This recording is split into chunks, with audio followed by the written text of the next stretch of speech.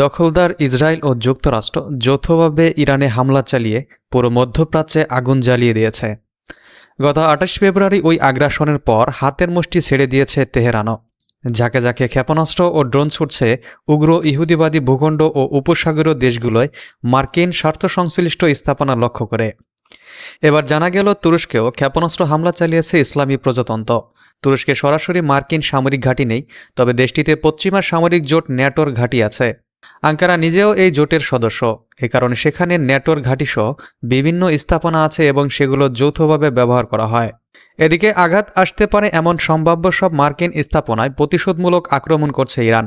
এরই অংশ হিসেবেই তুরস্কের উদ্দেশ্যে ক্ষেপণাস্ত্রটি ছোড়া হয়ে থাকতে পারে।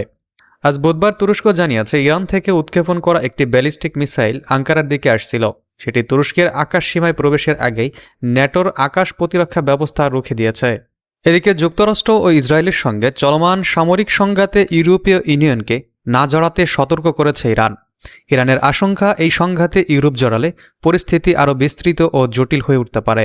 বুধবার সামাজিক যোগাযোগ মাধ্যমে এক্সে দেওয়া এক বার্তায় পররাষ্ট্র মন্ত্রণালয়ের মুখপাত্র ইসমাইল বাঘাই অভিযোগ করেন জার্মানি ইউরোপীয় দেশগুলোকে সামরিক অংশগ্রহণের দিকে ঠেলে দিচ্ছে।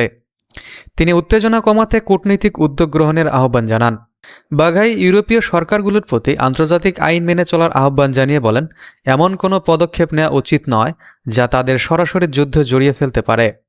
এবার ইরান বিরোধী সামরিক অভিযানের প্রথম ৪ দিনেই মধ্যপ্রাচ্যে যুক্তরাষ্ট্রের প্রায় ২০০ কোটি মার্কিন ডলারের সামরিক সরঞ্জাম ক্ষতিগ্রস্ত হয়েছে। আনাদোলু এজেন্সির সংগৃহীত তথ্যের ভিত্তিতে এই হিসাব প্রকাশ করা হয়েছে। সবচেয়ে বড় ক্ষতির ঘটনা ঘটে কাতারের আল উদেইদ বিমান ঘাঁটিতে। সেখানে স্থাপিত যুক্তরাষ্ট্রের একটি দূরপাল্লার আগাম সতর্কতামূলক রাডার ব্যবস্থা ক্ষেপণাস্ত্র হামলায় আঘাতপ্রাপ্ত হয়। রাডারটির আনুমানিক মূল্য প্রায় $১১০ কোটি। কাতার কর্তৃপক্ষ রাডারে আঘাত ও ক্ষয়ক্ষতির বিষয়টি নিশ্চিত করেছে।